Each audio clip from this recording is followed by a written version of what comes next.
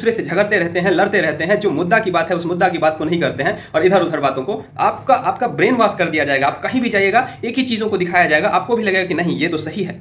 नमस्कार साथियों, कैसे हैं आप सब? बहुत बहुत स्वागत है आपका इस चैनल पे। हमारी जो मुद्दाएं हैं उसको आखिर क्यों दबाया जा रहा है? अभी आप खास करके अगर आप सोशल मीडिया के माध्यम से देखें या तमाम प्रिंट मीडिया के माध्यम से देखें तो आपको एक चीज़ ज़रूर सामने में आएगी कि हमारे देश में और हमारे राज्य में सिर्फ और सिर्फ राजनीति की बातें की जा सकती है या फिर पॉलिटिक्स के साथ साथ अगर बात करें तो खेल की बातें की जा सकती है, लेकिन बेरोज़गारी एक ऐसी मुद्दा है जिस पे बात नहीं किया जा रहा है। आप अगर अभी किसी भी चैनल के माध्यम से अगर देखें, आप जाइए किसी भी चैनल को उठाइए, मैं किसी प्रत्यक्ष रूप से एक का नाम नहीं ले रहा हूं, आप किसी भी चैनल को उठा के देखिए, उस पर सिर्फ और सिर्फ डिबेट किया जा रहा है। और डिबेट का जो मुद्दा है वो जो अगर आप देखिएगा तो आपका लगेगा कि क्या हम देख रहे हैं। उसमें जो मुद्दा उठती है तो क्या रहता है, तो हिंदुस्तान पाकिस्तान चलता है, हिंदुस्तान पाकिस्तान नहीं हुआ तो मंदिर मस्जिद चलता है, वो भी नहीं हुआ तो कुछ और बातें लेकर चलती है।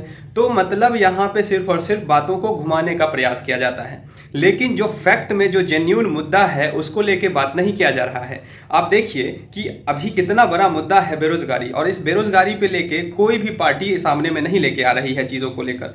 अभी जैसे मान के चलिए कि मोदी जी की सरकार है और बीजेपी की गवर्नमेंट की सरकार हमारे देश में बनी हुई है, तो मोदी जी ने और जो बीजेपी ने क्या बेरोजगारों के लिए क्या क्या चीज़ें की है पिछले 10 सालों में, उसका एक ब्यौरा दीजिए।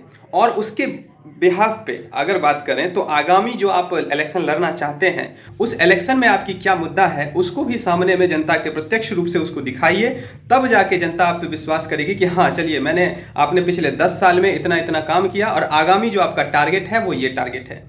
यहाँ पे तो जो आम अभ्यर्थी हैं, मैं एक अभ्यर्थी हूँ और एक अभ्यर्थी के दृष्टिकोण से सोचता हूँ, और उस हिसाब से अगर मैं बात करूँ तो अभी खास करके जो जितने भी मिडिल क्लास फैमिली के जो बच्चे होते हैं वो सिर्फ और सिर्फ अपना जो भविष्य है एक सरकारी नौकरी के तौर पर देखते हैं। अगर आप बात करें सरकारी नौकरी में तो कितनी नौकरियां आपने पिछले 10 सालों में दिया है, उसका एक ब्यौरा जरूर हमारे इस जनता को, हमारे सभी अभ्यर्थियों को आप दीजिए।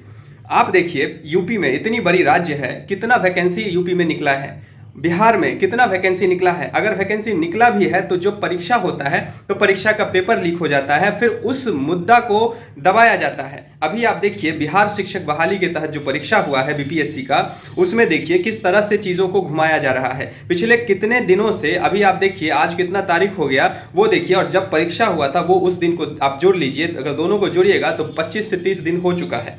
अब इस इतने दिनों में पेपर लीक होने के बावजूद अभी तक जो प्रत्यक्ष रूप से चीज़ें सामने में आनी चाहिए थी अभी तक नहीं आई है।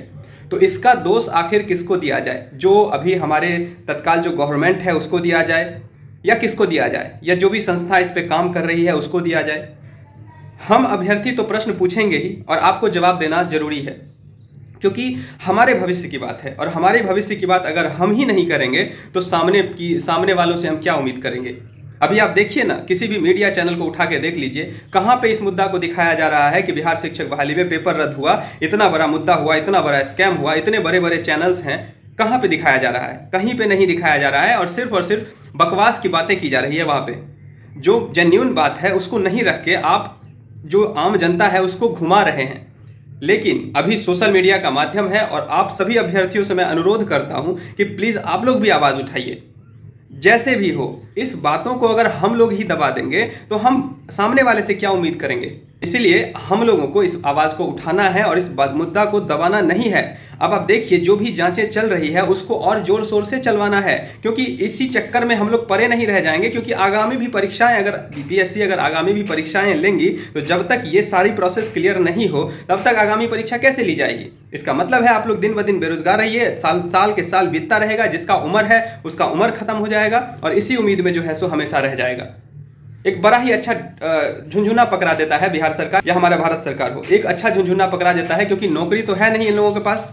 सिर्फ और सिर्फ तैयारी करो, तैयारी में आप 5 साल 7 साल बिता दो, टाइम बीत जाएगा, आपका एज बीत जाएगा, आपका जुनून खत्म हो जाएगा, फिर आपको जो है सो कहीं पे घूम फिर के आप कोई छोटा मोटा नौकरी कर लो, अपना जीवन यापन करो।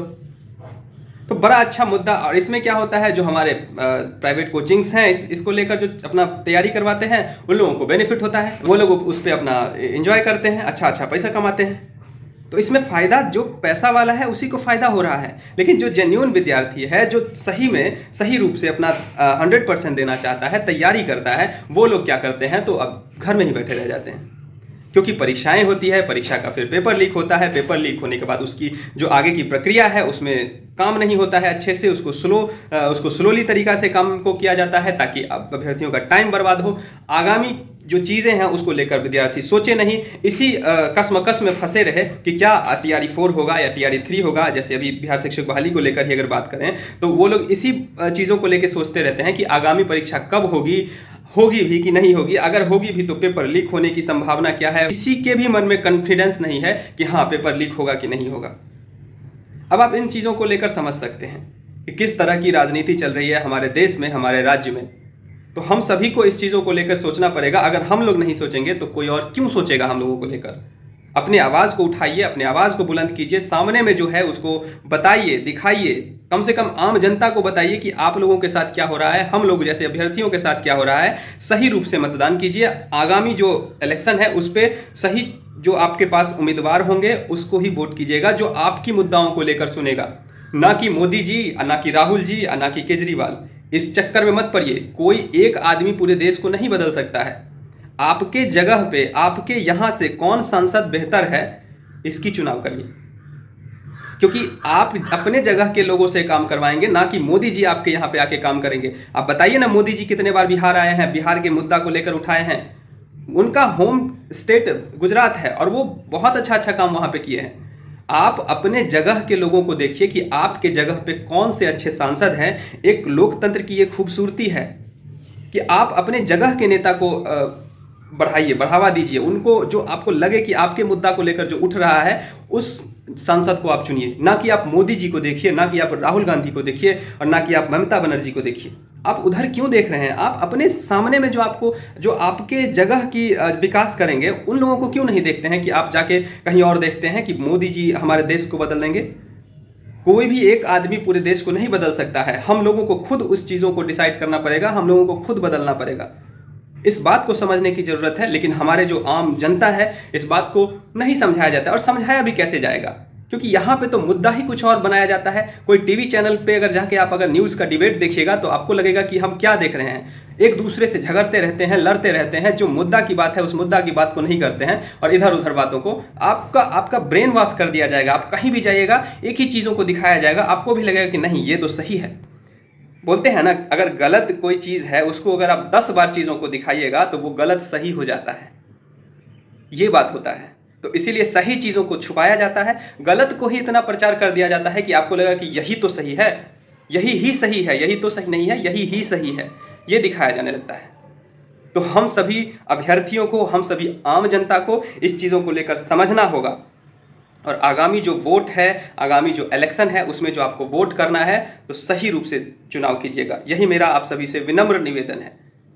बहुत बहुत धन्यवाद साथियों। जय हिंद।